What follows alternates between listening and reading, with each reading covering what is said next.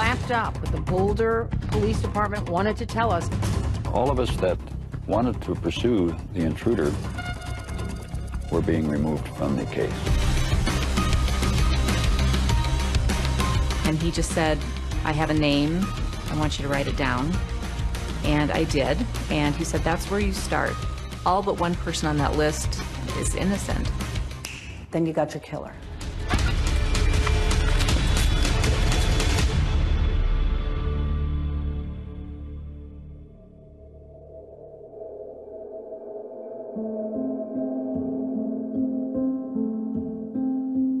The reason I think it continues to resonate is because we just don't know what happened. She was a spark plug in our family. That's how I looked at her. She kept things alive and going. She was a ball of fire. She was always very caring and spiritual. She could stand on her head. She could hula hoop. She could rollerblade. And she just recently learned how to climb a rock wall. She was a 6-year-old girl, somebody's daughter, somebody's sister, and she was taken from us in a very violent way. I want justice for JonBenet. That's why the case endures. Until the day we die, we'll be looking for the person that murdered our daughter.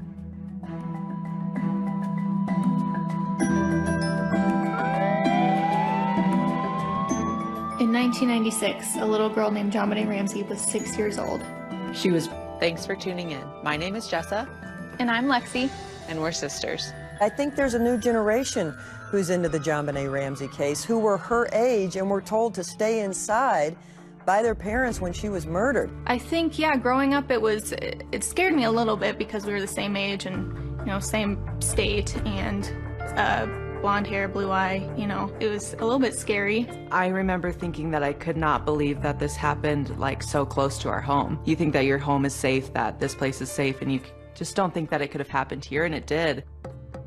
The murder took place sometime between 10 p.m. on December 25th and 5:30 a.m. on December 26th, 1996. They know a lot about the case. My 2 girls, they loved their grandfather. Our grandfather was a detective on its perspective. Lou Smith was a really legendary detective from Colorado that was brought in early to investigate the homicide. Once he got a hold of a case, he never let go, and he... Encyclopedia of the JonBenet Ramsey case. My name is Lou Smith. I'm a retired homicide detective from the Colorado Springs Police Department, and I have worked the Ramsey case now for approximately 10 years. What I'm going to do today is to just show a presentation that was made back in 1998. He had a history of closing cases. He had a 90% success rate. He advocated for the victim and stood in their shoes. So that's why we've chosen The Victim's Shoes as our podcast name. This really meant something to him, and he really felt he needed to find the killer of this little girl, and he needed to do that for JonBenet. And first and foremost, we wanted to continue our grandpa's legacy. That was one thing he asked for before he died. He wants the case to remain alive.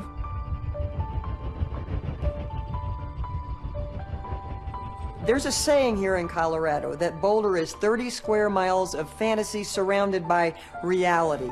It's very wealthy, it's well-to-do. Boulder looked like something out of a storybook in many ways, especially the neighborhood in which the Ramseys lived. John and Patsy Ramsey lived in a 6,700 square feet Tudor there on 15th Street. What I'd like to do first is to just talk a little bit about the Ramsey family. John Ramsey had interest in sailing and flying. Patsy Ramsey was the mother. John and Patsy Ramsey had 2 children together. Their firstborn was Burke, 9 years old, and JonBenet, 6.5, in kindergarten. I'm a daughter. I'm a sister. I'm a friend. I'm a wife and a mother. John used to tell people that I invested in futures, the futures of my children. That's how I usually answer my occupation. My name is John Andrew Ramsey. JonBenet's half-brother. JonBenet would go around and ask everybody how their day was and what they did, and he was just an energetic and fun kid. By all accounts, they were a happy couple. Patsy was a high society woman from Atlanta. John was a smart guy who had just been nominated or voted as Entrepreneur of the Year. Patsy Ramsey was a stylish woman. She was a former beauty queen, Miss West Virginia.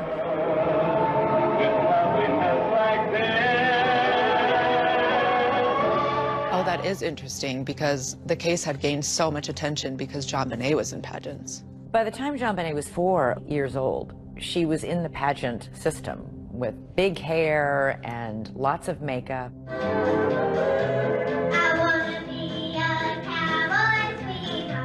I think it starts with the video of JonBenet. It starts with the fact that you have this beauty pageant video of a 6-year-old. That is where this starts, is people start saying, what's that about? How could that have played in? I think it also touches on parents who have young kids, like, could this happen to me? I really believe that if we hadn't seen the beauty pageant photos of JonBenet Ramsey, it might have just gone. We saw the beauty pageant pictures. Hello, I'm Patsy Ramsey. This is JonBenet. She's 4, Burke is 7. Well, Christmas seemed to be kind of a crescendo for our family. It just became this moment that we all look forward to, and it's a day of peace and quiet. Christmas was Patsy's favorite time, and she really went all out. She had a Christmas tree for every room, and every tree had a theme. The windows were done with garland, the staircases had garland, there were red ribbons everywhere. Everything was about entertaining, and she loved people. She loved to make people feel good. And from all of us at our house to everyone at your house, Merry Christmas and the happiest of New Year's. There was plenty to celebrate in the Ramsey home. Patsy Ramsey had recently been declared clear of this ovarian cancer that she had battled. And that was a huge relief to come back from stage 4 cancer. Plenty to celebrate that Christmas. So on Christmas Day, the Ramsey family opened presents at their home that morning. Patsy made pancakes, JonBenet rode her bike around on the patio, and both JonBenet and Burke had friends over to play that morning. The kids went outside to play with their friends with their new presents. They were going to a friend's house for dinner that night. We were going to leave early the next morning for a trip to our summer cottage in Michigan. It was going to be the first time we'd gotten all of our family together in Michigan for kind of a post-Christmas celebration. So we came home, went to bed. JonBenet was asleep when we arrived home. We took her to bed, got Burke to bed, set the alarm, and went to sleep. The next morning, Patsy was up first. You get up, you're dressed, what happens? I went down our steps from our bedroom to the 2nd floor. Then I started walking down the spiral staircase. And as I came to the bottom of the stairs, there were 3 pages neatly laid across one of the runs of the stairway. She picked up the note and she started to read it. I just remember when I read, "We have your daughter," it just, this overwhelming fear. And then? Then I just screamed for John, screamed. We have a kidnapping. Hurry, please. Explain to me what's going on. What's your name? Are you Patsy Ramsey? I'm the mother. Oh my God!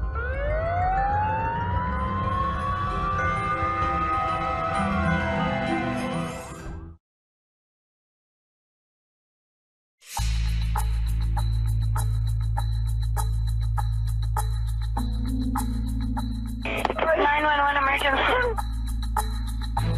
I was the call taker that night shift when the call came in. Police, what's going on? 515th Street. What's going on there, ma'am? We have a kidnapping. Hurry, please. Explain to me what's going on, okay? There's a note left and our daughter's gone. There's a ransom note here. It's a ransom note? Oh my God! Please. She's hysterical, and she says there's a kidnapping. Please. I'm sending an officer over, okay? Please. Do you know how long she's been gone? No, I don't. Please, we just got out and she's right here. Oh my God, please. The note said, if you do anything, if police come, if FBI come, your daughter will die. You called 911. Yes, I did. I had to do something. I had to take action. And I mean, all this happened in a matter of moments. Patsy calls 911 at 5:52 a.m. and the first officer arrives at 5:55. Wow, that's fast. I know, that's really fast. More friends. She's in the hands of a madman. My phone rang. Pam, they've got her. What do you mean they've got her? They've kidnapped JonBenet. She's gone. What was the atmosphere like as you sat and waited?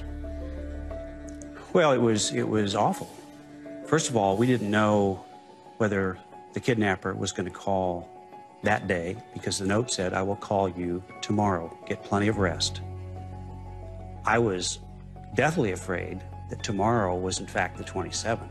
You lose all perception of time, of place. You've just been dealt a horrible, crushing blow. The police came in just before 6 o'clock in the morning on the 26th of December, thinking that we had a missing child. They go into this beautiful house with 18 or so rooms. And they did a cursory search of the residence, and they didn't find anything. The mistakes they made were outrageous, they were mystifying, they were mistake after mistake after mistake. The police did a terrible, terrible job securing that scene. And if you don't secure the scene, you don't get good evidence. People were streaming through that house. They were in the kitchen, they were in the living room. There were some friends of Patsy's that were helping her wipe up the kitchen. There could have been fingerprints there. You had friends that were Windexing the sink and washing dishes. And People were making toast in the kitchen. And yes, a kidnapping is a crime scene, but we were so focused on getting JonBenet back. That was the task. What we have learned is that everyone should have been sequestered into an area so that people weren't roaming around the house. And that was a mistake on my part.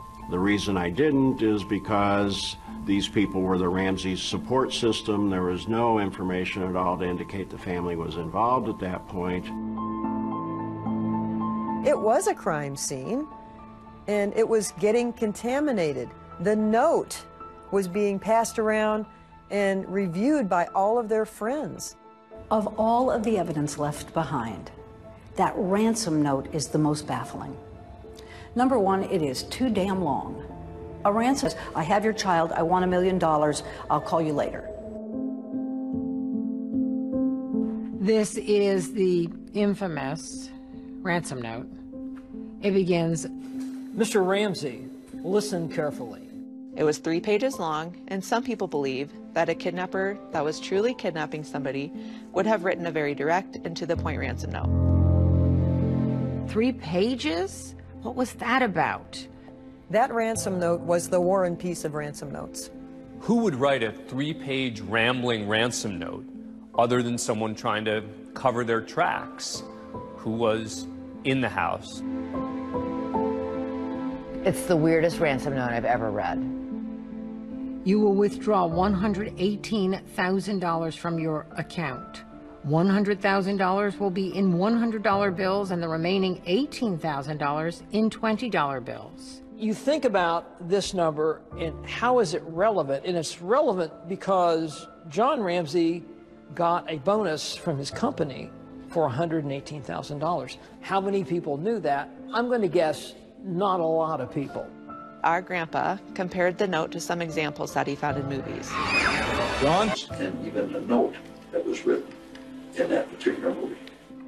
If we catch you talking to a stray dog, she dies. If you talk to anyone, I don't care if it's a Pekingese pissing against the lamppost, the girl dies. You and your family are under constant scrutiny as well as the authorities.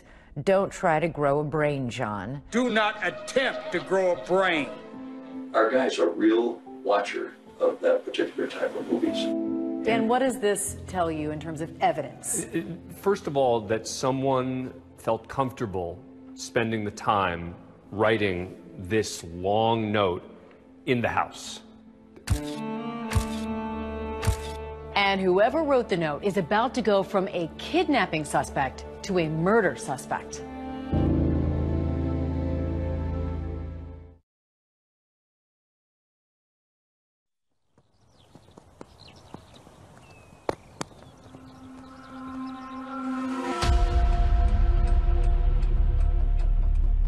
the ransom note had indicated there would be a call between 8 and 10 a.m. And the police had prepped me on how to respond in a phone call, and it's very important you hear JonBenet's voice. Police officers were leaving at 9:30 and 9:45 before that time period of the phone call had even expired. One lone detective was left on the scene. Detective Linda Arndt is left behind in the house with John and Patsy Ramsey. She didn't have extensive homicide experience managing a kidnapping and what was about to unfold. This was likely pretty overwhelming for one lone police officer. Everyone is cleared but the family friends, victim advocates, and the detective. So nobody was cleared?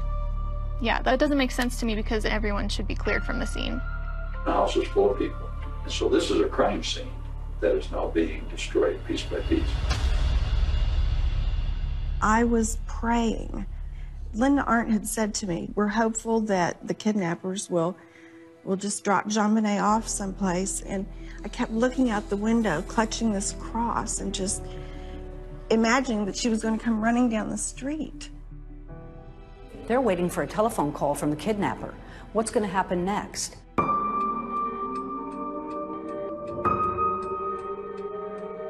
10 o'clock comes and goes, and there's no acknowledgement that the deadline imposed by the author of the ransom note has come and gone. Nobody seemed to mark it or freak out about it. She noticed John Ramsey checking his mail in the kitchen and thought that was odd. Linda Arndt tells the restless John, why don't you look around the house, see if anything is missing or looks strange. Check the house, top to bottom. Small room. I knew instantly what I'd found. I'd found my daughter. Immediately knelt down over her, felt her cheek, took the tape off immediately off her mouth. I tried to untie the cord that was around her arms. I couldn't get the knot untied. Picked her up, and I ran upstairs and laid her on the floor and still had a hope that she was alive. And I see John Ramsey carrying JonBenet up the last 3 steps from the basement. She looked like this. And John leaned down opposite, and he asked if she was dead. And I said, yes, she's dead. And as we looked at each other, I remember, and I wore a shoulder holster, tucking my gun right next to me and consciously counting, I've got 18 bullets. Why did you do that? Because I didn't know if we'd all be alive when people showed up. She clearly felt in danger. At that moment, she made it clear that she thought that John Ramsey killed his daughter and that they might kill her. It was shocking to me that she would think that. How is it that you have all these cops searching a home and nobody finds the body, but you asked John Ramsey to go look for things out of the ordinary, and he finds his daughter in a room that had never been opened by anybody in law enforcement? That's crazy. He lays her on the living room floor where just a few minutes before, friends and neighbors have been walking and, you know, bringing in fibers and whatever to contaminate the scene. And then the coup de grace. He grabs a blanket, which is full of who knows what kind of contaminants, and throws it over the body. Patsy was being kept out of the room, and I didn't want Patsy to see JonBenet laying there like that. I remember walking in and seeing her lying there in front of the Christmas tree. I knelt down over her and just laid my body on her body and my cheek against her cheek, and it was cold. And Father Rawl was there. And he started saying the last rites, I believe. And I just kept saying, no, no, you know, ask God. Ask God to raise her.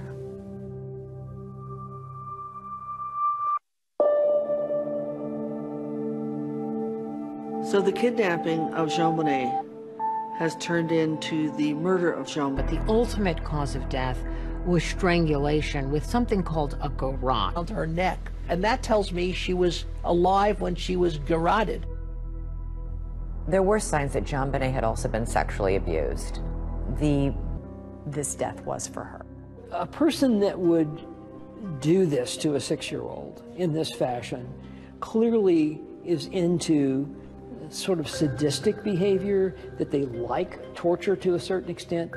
There was no evidence of a break-in. There was no jimmying on the front door. There were 4 people in that house, and 1 died overnight. From the very beginning, they suspected the parents. Within minutes of JonBenet's body being found, this was who they were going to go after, and that's what they did. The police are thinking, we got to talk to those parents, and we got to talk to them right now before they start getting their story straight together.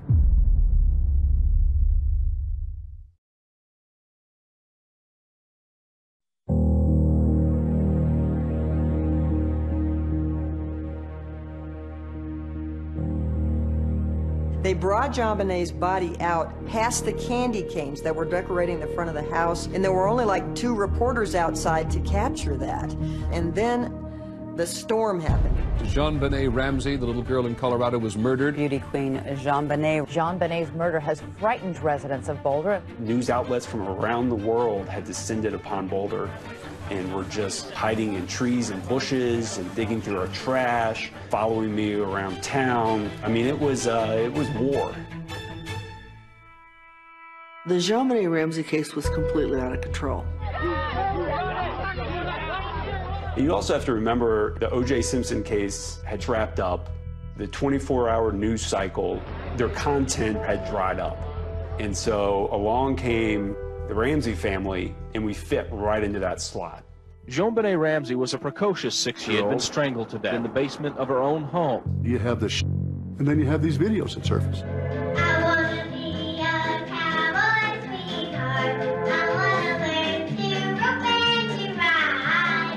Of this beautiful young girl. JonBenet Ramsey.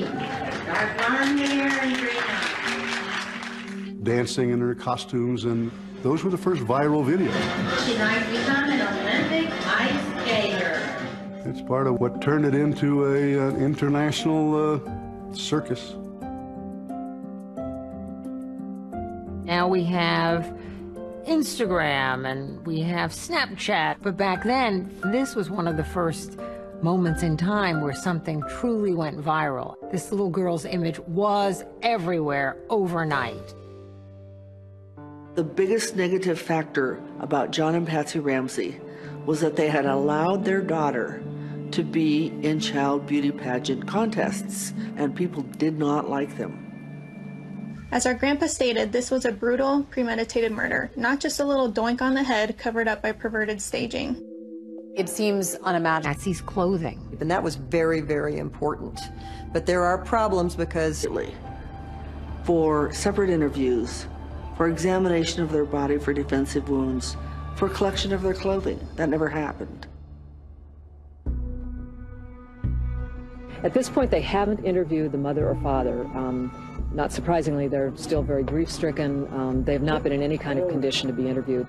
A couple of days after he finds his daughter's body in the basement, police speak with John Ramsey, but this is not a formal interrogation. My father, myself, we all marched into that police station, gave blood, we gave hair, we gave fingerprints. The thing that really stuck with me is 2 detectives hand me their business cards, and one says narcotics officer and the other says auto theft. And I buried my head into my hands because I knew at that point we were in a bad spot. Boulder police didn't have the resources to solve a complex homicide. John interviewed with Boulder police. Patsy's doctor said she was too medicated and unable to get out of bed. The police were faced with lawyers and wealthy friends, people in the community who told the police, please give them room, they're grieving, what's the matter with you? Though the police had spoken to the Ramseys, what they really wanted to do was formally interrogate them. The police are thinking, we got to talk to those parents, and we got to talk to them right now before they start getting their story straight together. Your lawyers advised you then not to submit to police questions. Why not? People say, wouldn't you have wanted to tell them everything? Well, I don't recall that our lawyers told us that at the time. We said, you know, yeah, we want to keep working with you, but can't you come here? We can't go out. Patsy was in bed. Patsy was barely able to move. We were perfectly willing and anxious to work with the police to find the killer. We had a higher priority at that point, and that was to bury our daughter. The family is flying the body back to Atlanta for burial. On New Year's Eve, JonBenet was laid to rest just outside of Atlanta, Georgia. This service is in loving memory of JonBenet Patricia Ramsey. We flew back to Atlanta to bury JonBenet, Atlanta being our home. Atlanta being where my oldest sister Beth is buried. We give thanks today for JonBenet, for the love that she had for her parents. I want to go back to the funeral. Whatever we do, we're gonna go through it together. We may not get far, but sure as the star, wherever we are, it's together. Wherever we are, it's together. We sang that. She and I sang that together. We'd sing it driving in the car, and we just knew that we would always be together in everything. I wanted my children to know that I was with them through thick and thin, regardless of what happened in life. You know, unconditional love. Oh, look at that. You can go places now. Every murder case that I've ever done, the parents are so grief-stricken, but they sometimes make a nuisance out of themselves at the police department. The Ramseys, literally the day after JonBenet's funeral, sit down for a television interview. The next thing the police knew, they were on CNN.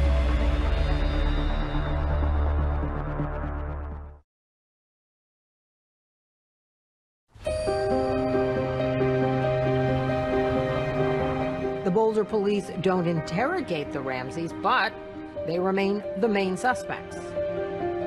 Many people found the Ramseys' behavior peculiar, suspicious, weird, off balance, and from that thought, they must be guilty. When you realized that you two were the prime suspects, what did you think? What did you feel? What did you say? Well, we were outraged. We were shocked. How could they think that? We were a normal family. I just didn't believe it. You just can't believe it. I mean, you were suffering from having lost their child. And then for someone to accuse you, it's just, you can't believe that would happen. A lot of people said, you know, if that were me, I'd be on the steps of the police department finding the murderer of my daughter. Then they go on CNN and say they didn't do it. If anyone knows anything, please help us. We've sensed from our friends that this tragedy has touched not just ourselves and our friends, but many people. As a mother, my heart went out to this couple. And if I were a resident of Boulder, I would tell my friends to keep your babies close to you. There's someone out there. But my journalistic brain said to me, this isn't right. They should be talking to the police, not the public. Boulder Police Department wanted to tell us about what they were doing in the JonBenet Ramsey case. For the most part, the police were very tight-lipped in this thing. They didn't tell us a lot of secrets. They didn't leak a lot of information. Other than broadly, we think the mom did it. People who believe Patsy killed their daughter believe it was over bedwetting and then staged to look like an intruder. The bedwetting theory was a big theory at the time. The bedwetting theory suggests that Patsy was angry with JonBenet and killed her because the bed was wet. I'm a cancer survivor of stage 4 cancer. When you are standing on the brink of death with a terminal illness, your priorities suddenly line up. Bedwetting is totally insignificant. I love my children. I wouldn't harm them for anything in the world. But Americans were fascinated with the possibility that the Ramseys might have done this. What happened in that house? Did she go berserk and hurt JonBenet, you know, by accident, not on purpose certainly? Did Burke hurt her by mistake and cause her death? It was leaked by Boulder police that it was possible that Burke Ramsey's voice was on the 911 call that Patsy had made. Patsy? Patsy? The 911 operator believed that she heard an unexplained voice at the end of the 911 call. Patsy Ramsey has put the phone down, but she hasn't hung it up. And the 911 recording continues. I heard her say, okay, I've called the police, now what? And I thought, huh. And then I heard two people talking to her, and I heard a male voice respond, and then I heard a more faint voice respond. Some speculated at the time that faint voice might have been Burke, but the family denied it, saying he was asleep at the time.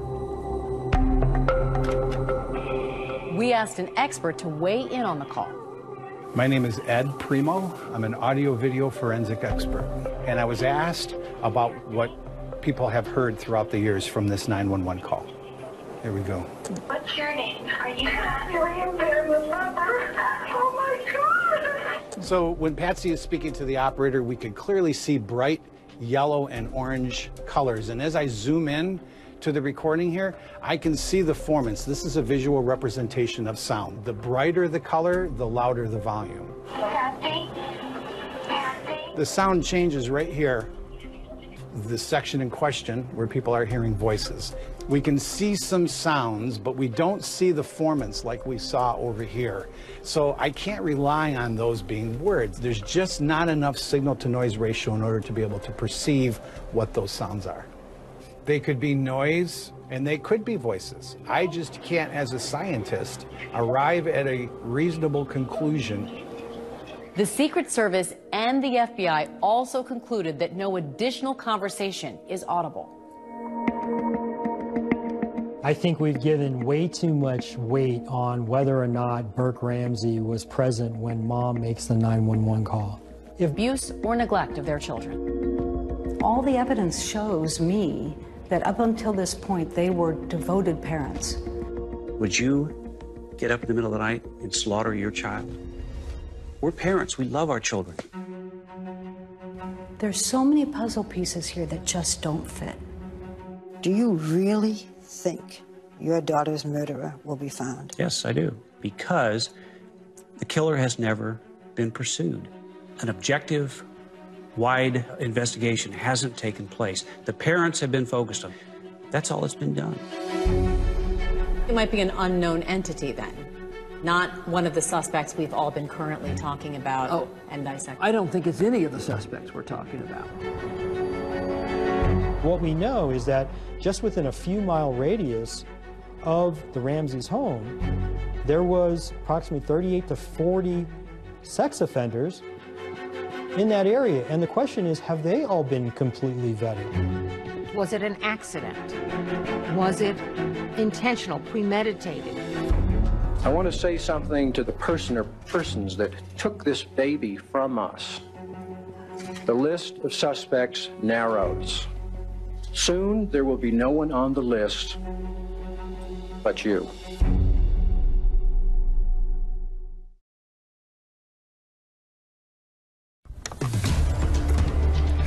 Our killer is JonBenet. How many victims has he had in the past? And how many victims is he going to have in the future?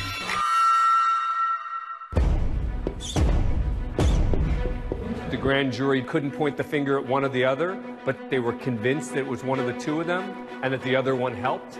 Go back to the damn drawing board.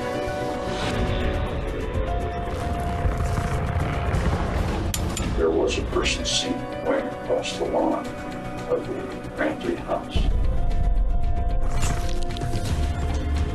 Lou dedicated a big part of his life to finding JonBenet's murderer. Detective Lou Smith was like, whoa. He just said, I have a name on the JonBenet Ramsey case. first officer arrives at 5:55. Wow, that's fast. I know, that's really fast. Lou Smith's family believes that all but one person on that list is innocent. We're in better position today than we've ever been to solve the JonBenet Ramsey case.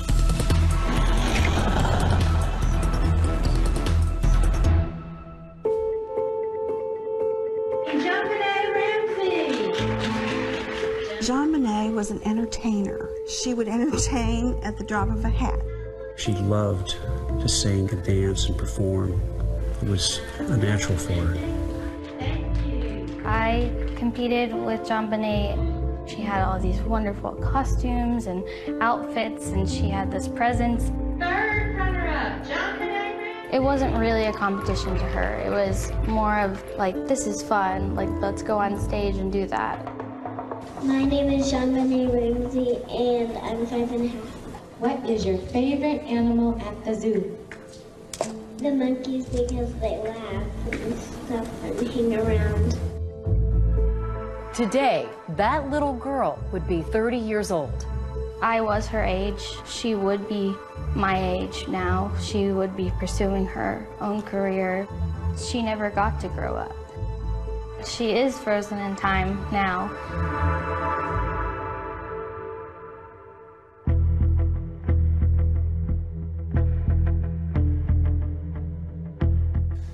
Well, the police were convinced pretty early on that Patsy and/or John were involved.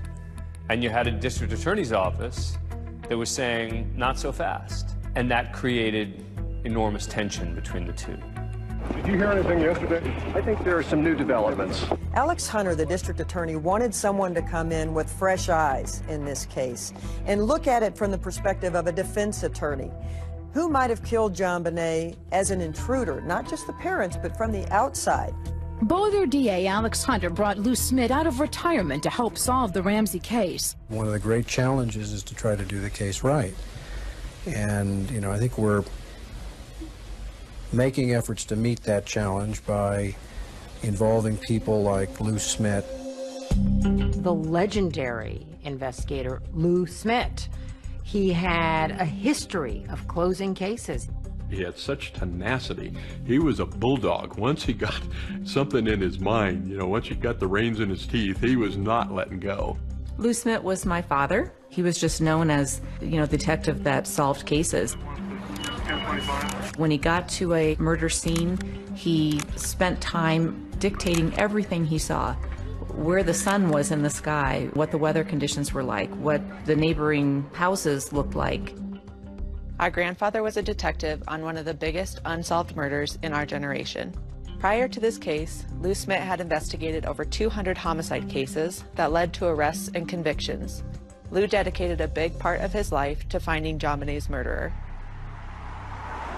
When he started his investigation, he felt like everybody else did, that it was probably one of the two parents. It seemed as though the parents were probably involved in it. I thought this would be a fairly easy case. I thought it would be a slam dunk. And I even remember talking to my daughter. I kind of joked with her, saying that, you know, if somebody did get in the house, it must have been Santa Claus coming down the chimney. It was within a couple of days after my dad started on the investigation, when he had a chance to review pictures, the evidence, that he was already saying, I think that they need to look the other way. He was already noting in his journal that he felt that they needed to look at an intruder. Lou came up with the intruder theory. You can't think about that theory without associating it with Lou Smith. The first thing that stood out to him was an open window in the basement. There was a suitcase propped up against it. He didn't buy the Boulder Police Department's conclusion that no one could get in that basement window. He began to say maybe somebody did get into that house. I'll show you how easily it can be done. So what did Lou Smith do? He went and climbed in the window himself with a camera rolling to prove that it could be done.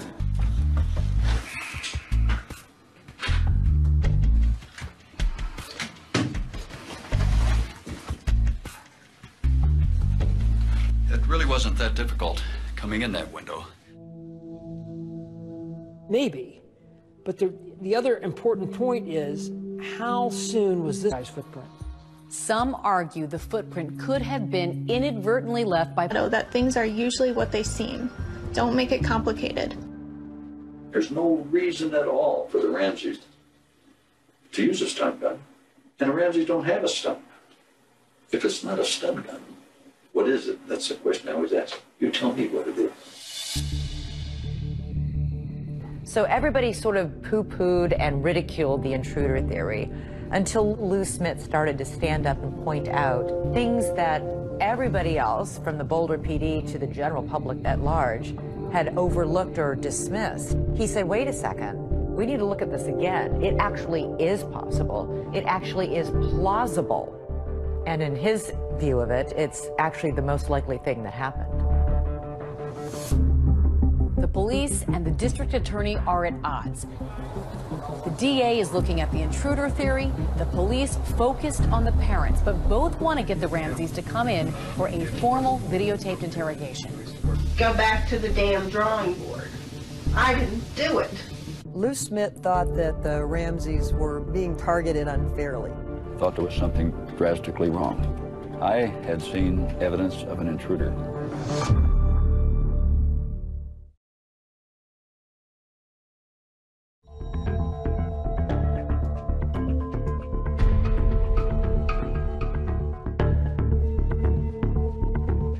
Family. That was not something that was made public for quite a long time. They knew at the time that there was DNA in her panties. That it was mixed foreign DNA, and that it was not from Ramsey's DNA. Not Patsy's, not John's, and not Burke's. Detective Lou Smith was like, whoa, while you're pouring water all over the intruder theory, you're not revealing that you have found unidentified DNA and it doesn't match anybody in the Ramsey family. Lou is just incensed that the focus is still being, well, it could be Patsy, maybe we need to get her to confess. The Ramseys had been interrogated by police 4 months after JonBenet's death. But now authorities want the Ramseys to come in again for a formal videotaped interrogation. There were months and months of negotiations. Things about whether they could be videotaped. What are the questions going to be? Should the Boulder police be a part of it? Because the Ramseys said, we don't trust the police. We don't want them there. Ultimately, the interrogation took place at a different police department. And at the end, the Boulder police had to watch it from another building.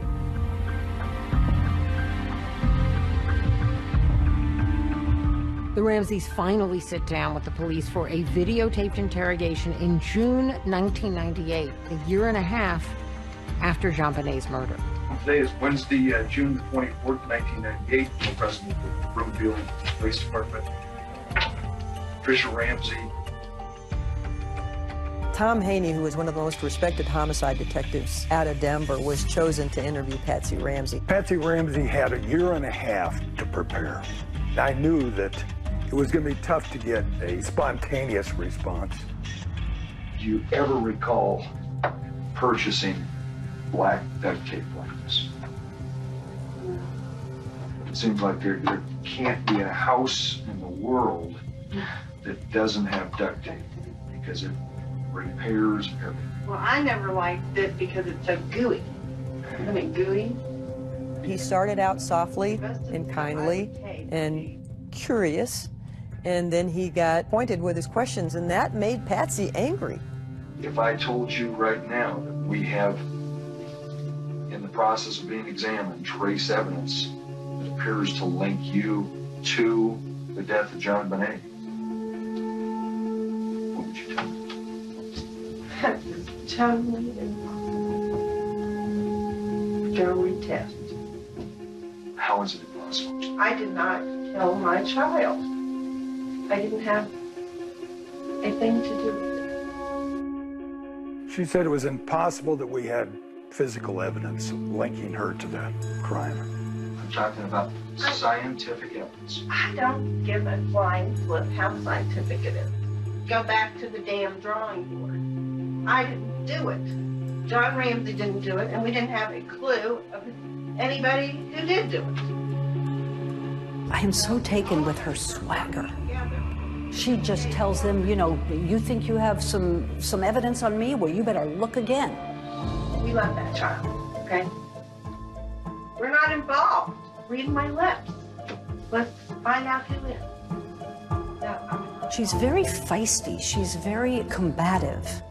And that doesn't mean she's guilty, but it doesn't mean she's innocent either. My life has been hell from that day forward.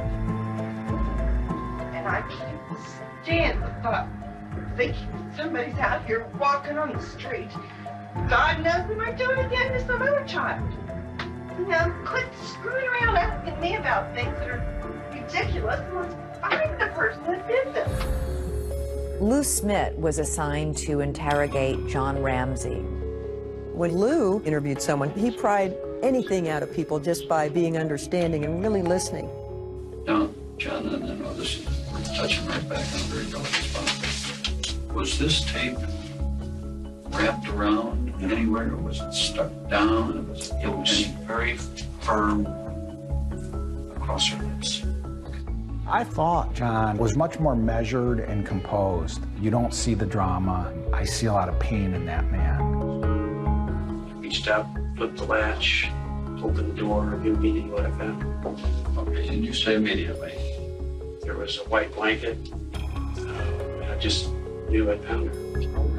I think those tapes were so intriguing to watch, but the bottom line is there's nothing there that they could use to say, aha, we've got you. Both John and Patsy deny in the interrogations that anyone in their family killed JonBenet. And we want to do what we can to help solve this case for you. My dad's conclusions after that interview were just firmed up his belief that the Ramseys had nothing to do with this murder. I'm not saying parents don't kill their kid. Parents do kill their children. So, but they're trying to say, Patsy, that their actions before, during, and after are all consistent with innocent people. You didn't do it. My dad started getting frustrated as time went on because he felt that the case against the Ramseys was being slanted where no other evidence was coming in. I thought there was something drastically wrong and that there was a gross injustice in this case. I had seen evidence of an intruder in the house that night. Lou Smith thought that the Ramseys were being targeted unfairly, and he didn't believe the police were listening to him.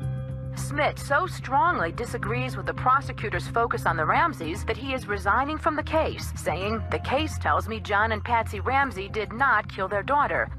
He wrote a letter to Alex Hunter telling them that he couldn't be a part of the persecution of these people, is how he termed it. He wrote, "I intend to stand with this family and somehow help them through this and find the killer of their daughter." My dad may have resigned from the district attorney's office, but he never stopped work on the case. He walked in JonBenet's shoes, and he owed it to her, he felt, to continue his investigation. One thing Lou Smith fought to do was tell a grand jury his side of the story, the intruder theory.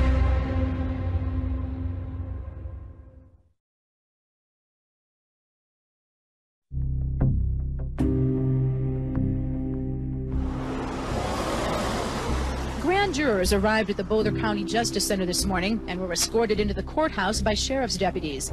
I think Alex Hunter got shamed into calling a grand jury.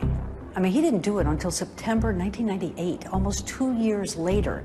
And I think the media pressure and the pressure from the police department forced him to do it. Good morning, Counsel. And remember, this is after O.J. Simpson, where most people think the evidence of Simpson's guilt was insurmountable. We, the jury, in the above entitled action, find the defendant, Orenthal James Simpson, not guilty of the crime of murder. And yet, he walked. Alex remembered that. He told me one time, I don't want to spend 2 years of my life and $5 million of the taxpayers' money and lose in court. Alex Hunter sat a grand jury for 13 months. Are you surprised by anything you've seen? No. Over 13 months, those people heard over 100 witnesses. My name is Jonathan Webb. I was a grand juror on the JonBenet Ramsey case. It bothers me that the murder of a little girl like this has gone on unsolved for essentially a quarter century. Members of the Boulder grand jury looked very much like detectives themselves as they finally toured the Ramsey house. From a crime scene perspective, it was very disturbing how she was found. She's on a concrete floor, a garrote around her neck, and she's 6 years old. That's pretty horrible. Webb told us that the grand jury spent most of their time focused on two main issues. First, who wrote that ransom note? We heard from 3 handwriting experts, and even though the handwriting experts couldn't definitively say that she wrote it, they all 3 came to the same conclusion that it could have been Patsy Ramsey. The Ramsey defense team had their own experts who said that the comparison between the writing on the ransom note and Patsy's handwriting was not conclusive. We asked an expert to weigh in on the case.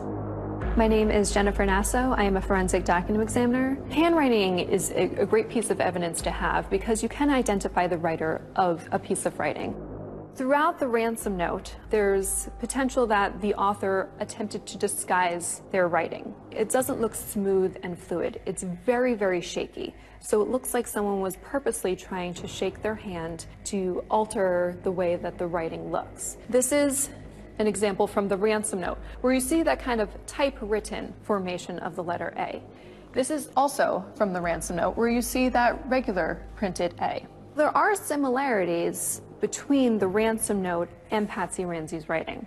However, the similarities that are seen are very general in nature. They're characteristics that many people execute within their writing. So here is another example. This formation seen in the ransom note is 2 strokes, where there's the stroke downward, the pen is lifted up, and then the bowl is created. Right here, again, from the ransom note, where it starts the formation of the bowl and terminates upward. So down here are examples of Patsy Ramsey's known writing. And you do see some of those formations again. That is significant that we see each of the formations represented, but keep in mind this is one letter from the whole ransom note. Is it possible that Patsy Ramsey wrote the ransom note?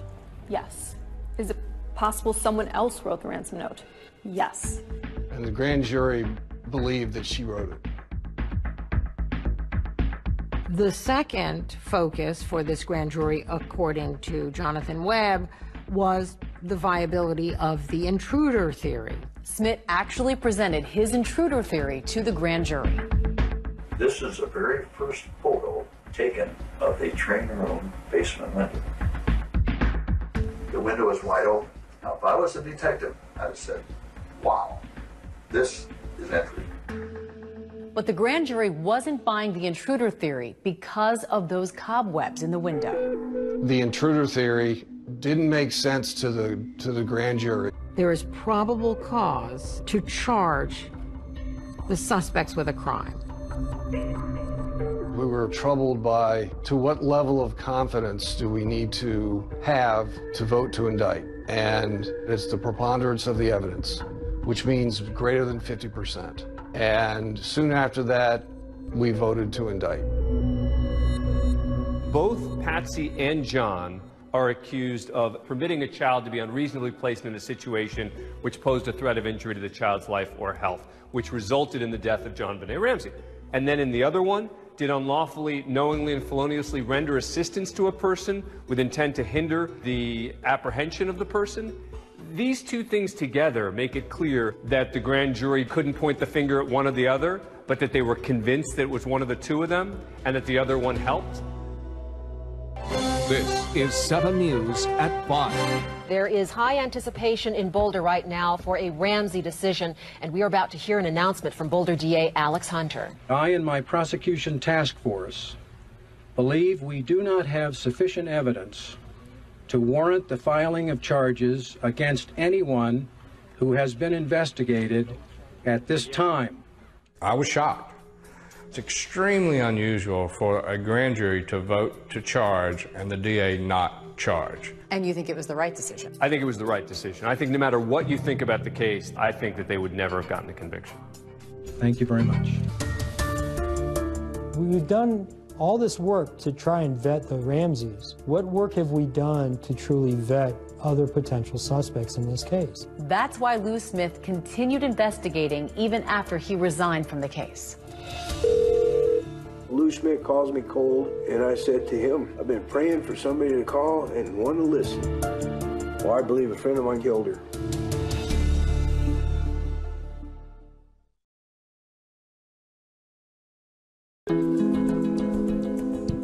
But I think what turned this whole case has always been DNA. The killer left behind, I believe, part of his DNA.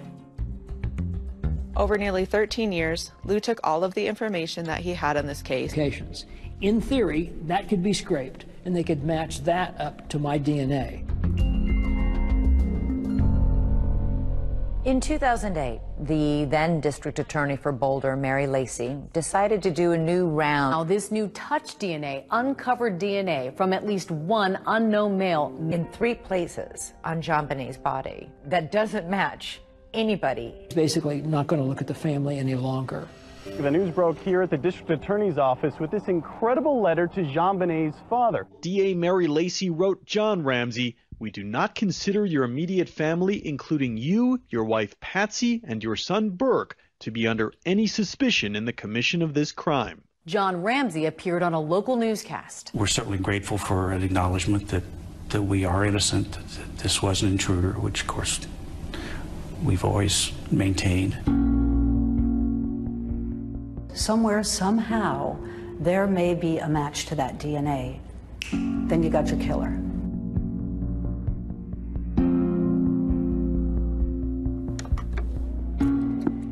Our killer, JonBenet, how many victims has he had in the past? And how many victims is going to have in the future? And so this killer could still be murdering even today. Lou Smith spent years organizing and investigating the evidence in the JonBenet Ramsey murder case, but eventually he ran out of time. When he got sick with cancer, he knew that his time was limited.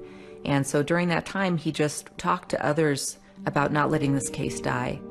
He had people coming every single day, 60 to 70, 80 people a day, coming to see him.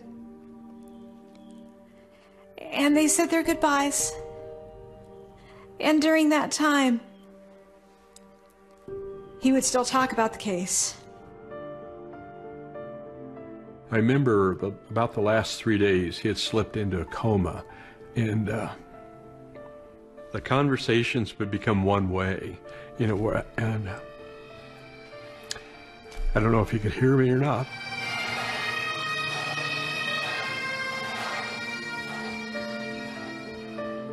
It's very much an honor to be here to celebrate Lou Smith's life and to share my thoughts with you. I'm John Ramsey. I had the opportunity to visit Lou a week before he died. Remarkably, during that time together, Lou talked a lot about the case. He hadn't given up. He never gave up. When Lou Smith died, he passed the torch of the JonBenet Ramsey investigation onto his daughter, Cindy Mara, and she took it. And he just said, I have a name. I want you to write it down. And I did. And he said, that's where you start. You know, we'd be glad to pay that. We don't have that electronic report, so we would need Boulder to send it. After my dad died, you know, a couple of us, our family, and then some of his old homicide partners, we just formed a team. You want to go down to number 2, because that is an in-state one. Yep. What we all share in common is that commitment to fulfill Lou's dying wish that this case doesn't die with him. And I think it's that devotion, that respect, that love for Lou is what keeps our team moving forward. There were a whole host of other possible suspects. This is Bill McReynolds, the local Santa in town. There's no way in the world that I could be involved in the death of this little girl. I adored her. What a perfect suspect. Santa Claus. Wouldn't that have just tied it all up in a nice little bow?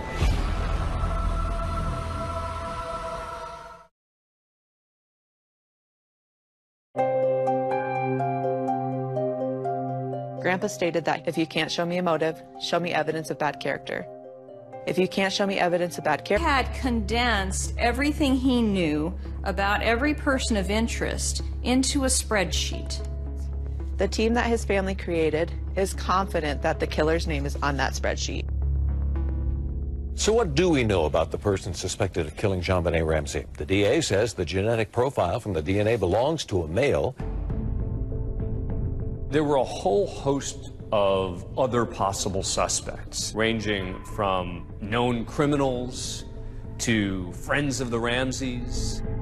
Brad, investigators looked beyond the Ramsey family. In fact, there was some speculation into potential involvement by 2 local men, correct? Correct. Here you have Gary Oliva. He was a homeless man who hung out at a church just a block and a half from the Ramseys' home. And he confessed that he killed JonBenet Ramsey. In fact, he called a friend right after she was killed, crying, sobbing, saying he'd just killed a little girl. They took a look at him, but eventually eliminated him because there is absolutely no connection between he and the Ramseys, and his DNA, they used that to eliminate him. This is Bill McReynolds, the local Santa in town. I was the Santa Claus for 3 years at their party, and I always liked the Ramsey party, so I called Patsy in particular and said it's time for our party. And apparently JonBenet had made a comment that he, Bill McReynolds, was coming to their house to see JonBenet. I think everybody thought that was a little weird. His list. Michael Helgoff was an interesting character. Lou Schmidt calls me cold, and I said to him, I've been praying for somebody to call and want to listen. Mike said he wanted to kill himself to get it over with, and that's one thing. And then he said that him and a partner were going to make $50,000 or $60,000 at Christmas. He wanted to crack a human skull. Michael Helgoff. Soon there will be no one on the list but you. He made quite the headline. I love JonBenet. She died accidentally. None. No. Everyone probably around the world knows John Mark Carr. Her death was an accident. So you were in the basement? Yes. Problem is, he wasn't in Boulder, Colorado. Well, that's a big question. We went through the people of interest, the suspects, and came up with our top 20. Take a look at it and run it through their program. What our team has been doing is focusing on collecting DNA and testing DNA. Do you want to get in touch with them? Who wants to? I think we should make the effort. Do you want to just start like maybe in September? And since Lou has passed away, the team has been able to clear a number of people from that list. However, the work is pretty slow because of the time and expense involved in locating somebody on that sheet and obtaining their DNA and then testing it. We have asked suspects for their DNA, and in other cases we've, I guess, done it the old-fashioned way with surveillance and trickery. We've gotten together and followed people and gotten a discarded cup or some such thing. So the DNA is evolving constantly, so we're in better position today than we've ever been to solve the JonBenet Ramsey case. We are just trying to eliminate people from that list, and we just figure if we keep at it, hopefully we'll finally whittle it down to one person remaining on that list. Lou Smith's family believes that all but one person on that list is innocent. Ramsey. Will the case ever be prosecuted? Is it still just as mysterious? They get in. Why'd they target her? And to some degree, that makes it even more fascinating. There was a person seen going across the lawn of the Ramsey house when I did the murder. Was there a killer trying to get into the house? In September, we met with the Boulder DA's office and PD. And what we presented was a confidential list of our top 20 people of interest and the list of the 8 people of interest that our team had eliminated through DNA analysis. We just don't feel at this point that they are actively investigating this case. The Boulder Police Department says the Ramsey case is an active, ongoing investigation, but they have never publicly commented on the handling of the case. This team isn't going to give up.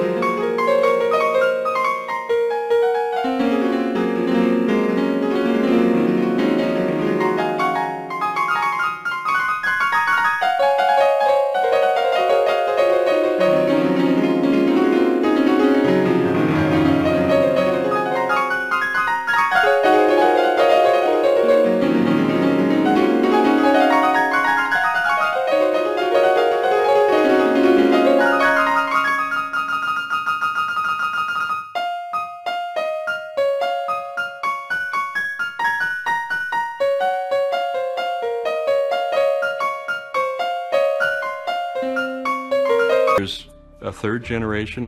My daughters and others will continue on with this case when we end up being too old to do it. But we're not going to stop investigating. We're just not going to do it. This case boils down to intruder or Ramsey. And if the Ramseys didn't do it, then it's an intruder. And if it's an intruder, the intruder is still out there. The case took its toll on the whole Ramsey family emotionally and financially over the years. John Ramsey would lose his job and spend millions on private investigators, lawyers, and security. There are still people today, John, 22 years later, who believe you or Patsy or Burke had something to do with the murder of JonBenet. I know that. And how could they have believed otherwise? Because that's what they were told. You know, even if we have a conviction, confession, and this person's in prison, there's going to be 5–10% of the population that still thinks we're guilty. My dad certainly suffered a tremendous amount, but I think he's focused on life today and enjoying life with his family and grandkids, and he's remarried. Patsy died from cancer in 2006. She's buried in Marietta, Georgia, next to JonBenet. In my mind, she's still my 6-year-old little girl. That's how I remember her. Every once in a while, I'll see a little child from behind, a little blonde-headed, ponytail girl, about 6 years old, and that catches me for a second because it looks like JonBenet. The family has not lost the will to fight and the will to find the killer. We work on this daily. There's a group of dedicated volunteers that work on this daily. I want the trauma to stop for the family, and if we can find the killer, then the next generation doesn't have to live with that trauma and the unknown and the speculation. The only way to do that is to find out who did it. I think it's really important for people to understand that this case can be solved. There's a narrative out there that this is an unsolved homicide, and we just have to accept that as fact. And that is not the truth.